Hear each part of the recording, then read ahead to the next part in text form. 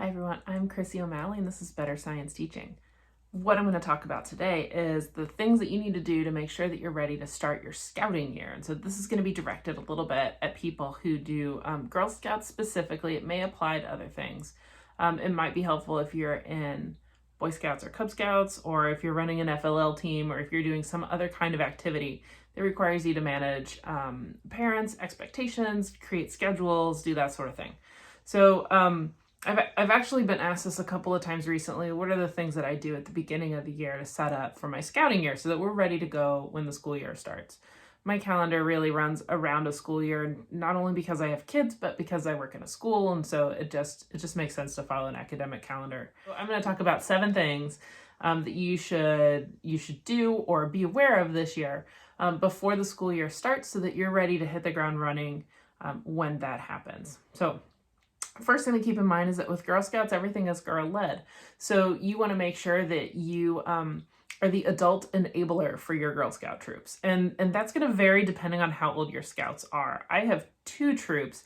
One is a 7th grade cadet troop, and the other one is an 11th grade. They're seniors still because they haven't bridged, but they'll be ambassadors next year. So what I have to do to plan for them is to do all the enable-y things. So mostly what I worry about is the scheduling, although with my older girls, they deal with a lot of that themselves. They'll talk about things and then they'll tell me when the meetings are, which is pretty funny.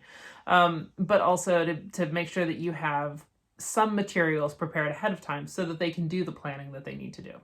So the first thing that you're going to want to do with your troops is double check your registration. So you're going to log into the Girl Scout website. For me, I just usually type in my GS and it takes me to the right page. Log in and make sure that all the people that you expect to be registered are registered properly. And if they're not, you're going to have to remind people to renew.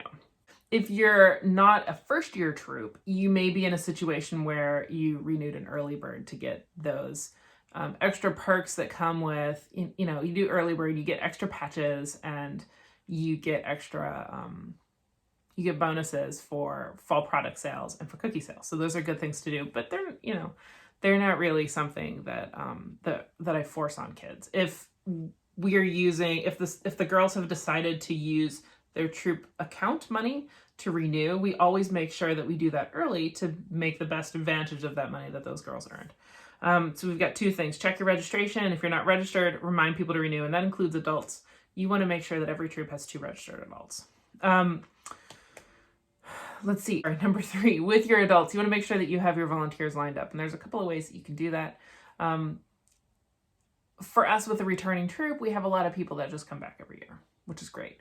You also want to check in with the parents of your current troop each year and see if there are things that those folks want to do. And I'll tell you what, you have a lot better time Girl Scouting with groups of kids if you are taking advantage of volunteers that offer to help you out. You need your leader, your 2 co-leaders, you need a cookie parent, you need someone to deal with fall product, you need people to help transport kids, especially if they can't drive themselves.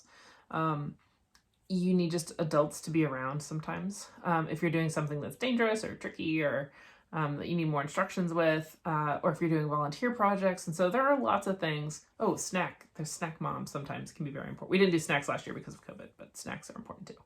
But there are lots of jobs that people can have, and sometimes they have a vision for the things that they'd like to do for the troop, and there's no harm in saying yes, usually, to a lot of parents. Think about what days you want to meet and how often you want to meet. That can vary a lot between troops, and even within our troop, it's varied over time. Every year what I do is I put out a questionnaire or survey to the parents, and it has a couple of things on it. It has what days would you like to meet. I don't worry about times to start with. I just put out stuff like Sunday morning, Sunday afternoon, Sunday evening, Monday evening, Tuesday evening, Wednesday evening, Thursday evening, Friday evening, and then Saturday morning, afternoon, evening. Because we're just trying to look for the chunks of time that kids are available. Later, we kind of decide what time we want. I have a small troop, so usually it's something like right after dinner, depending on some things. So our questionnaire includes which days is your daughter available? How long do you think the meeting should be? So I have on there, I think 60 minutes, 90 minutes, 120 minutes, but I'm probably not going to do a 120-minute meeting during the week. I would do that like on a weekend. The other things on my questionnaire are the question about, you're volunteering. Do your parents want to volunteer or not? I ask them if they are interested in doing service unit events. Sometimes. Generally, when I make our schedule, I put the service unit events on it, that parents will bring their kid if they're interested. You want to also think about your location. And so my older troop is a school-based troop at the school where I teach. So they just meet right after school. That's very convenient for them. It's a good time. It's a good time for me. But my daughter's troop, they usually meet after dinner, or outside of school time. That's going to go hand in hand with where you're meeting. So my older troop meets at school.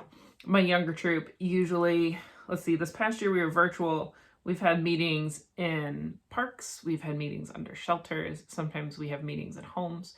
You have to be careful with meetings in your homes though, because you need to make sure that the people who are present are background checked, which is really important, because when you have an event like that, there's an assumption from your parents that the adults that are around have been properly background checked, which is why you shouldn't let parents hang out at your meeting if they're not, which is sometimes an incentive to get them to volunteer. Hey, why don't you go ahead and register? Then you can stay at the meeting and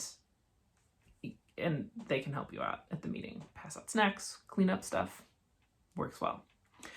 Before your year starts, you want to check your bank account. You want to see how much funds you have, which is going to help you determine what types of activities might be possible for the next year and whether or not you're going to need to request dues. Dues with Girl Scouts is kind of interesting. There's a lot of philosophical discussion about it that happens. But generally, our troop tries to run by doing fundraising, and then they just pay for everything out of that money. They've been a troop together 5 years, and so by the time they bridged to cadets, they've been able to pay for all their registrations every year. When they bridged, they covered all of their uniforms, and so they're pretty good at being a self-sustaining group at this point, and they're going to be in 7th grade next year. So they're doing a great job. But check your bank account, because if it's at 0, you're going to want to know that before you start having meetings. You don't want to go through a couple of meetings and then tell the parents like, oh, hey, we might need to collect dues this year. You want to have that information early. Another thing to think about, number 6, think about the stuff that you're going to need. Now, remember, Girl Scouts is girl-led, but adult-enabled. So you're going to need a couple of things. In addition to knowing how much money you have available to you, you're going to want to know, you're going to want to have resources. So like the official paperwork stuff. You can get it online, and that's fine. So with my older girls, we have a lot of stuff that we have digitally that I've put in Google Classroom for them. They're all students at the school I teach at, so that's a very straightforward thing for us to do, and they can go check that out there. For my younger troop, I have a binder. So if you order the binder, it comes like this. The binder is being phased out. We'll let you know this. So this one was used. We didn't do that.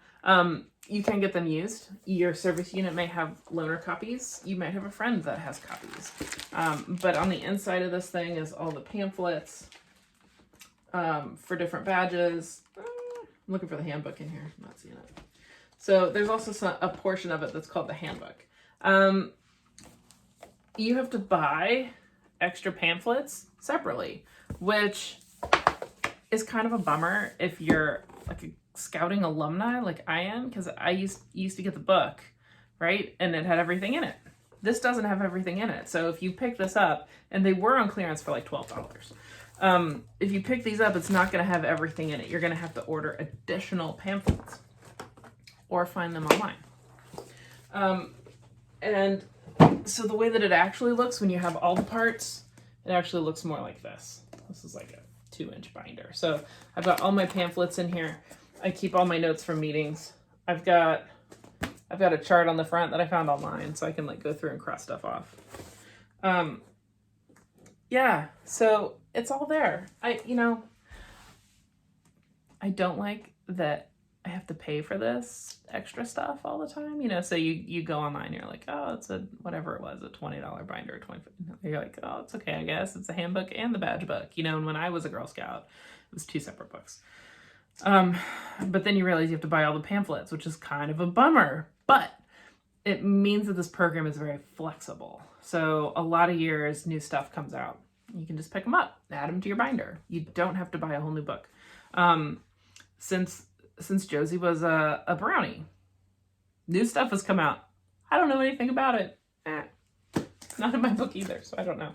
You're going to want to think about if you need a uniform and who's going to pay for it. What I've done in the past is actually created like a order form checklist that had all of the item numbers and the quantities that were needed for our troop, and then put a little picture on it. It was like a handout, and then put a little picture of it, of what needed to go where on it. Last year they bridged and did COVID at the same time, and so we weren't meeting in person. Honestly, there were only 5 kids in our troop, and one of them's my daughter. So I just sewed them all together. It wasn't really that big of a deal. Okay, so that's number 6.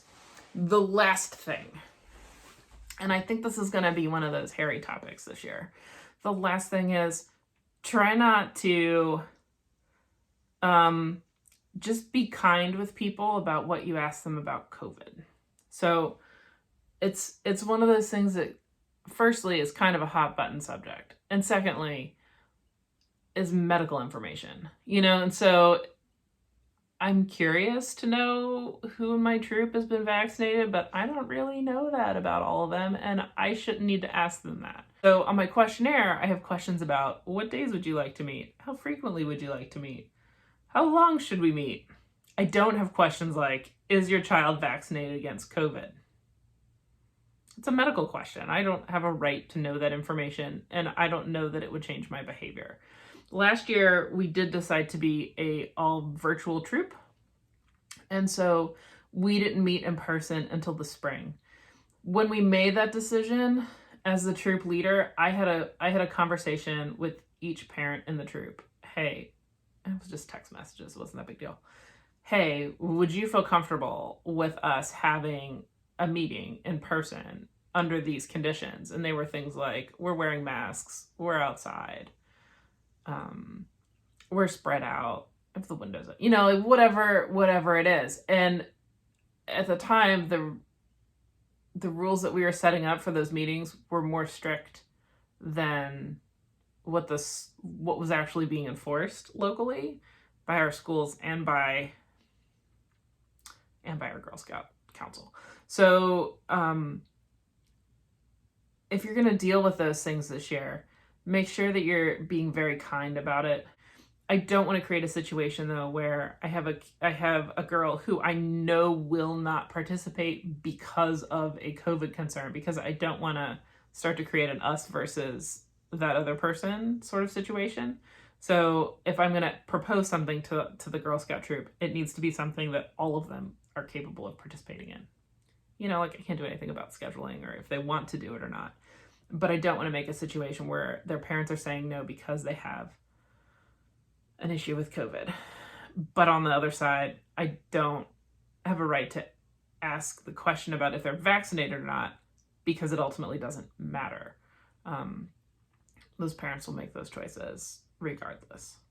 All right, so if you are starting your Girl Scout year and you're not quite sure where to go, a couple of things to do. One, remember sorry, that's not really my first thing, but remember that Girl Scouts is girl-led and adult-enabled, so you're going to set up things so that your girls can have a successful year.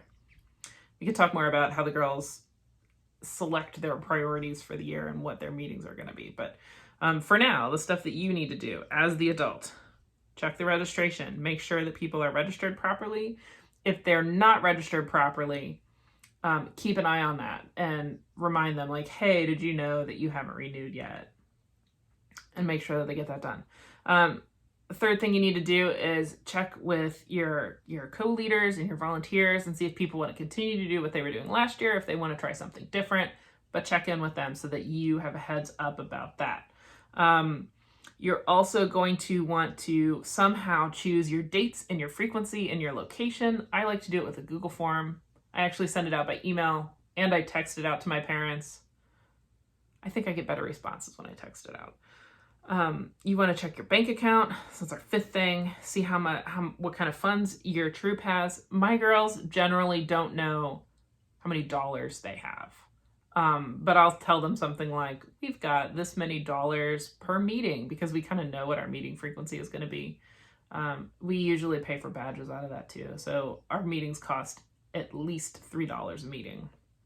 But anyway, so you want to know what kind of funds you have. You want to think about stuff you're going to need. Do you need binder? Do you need resources? Do you need lists of things?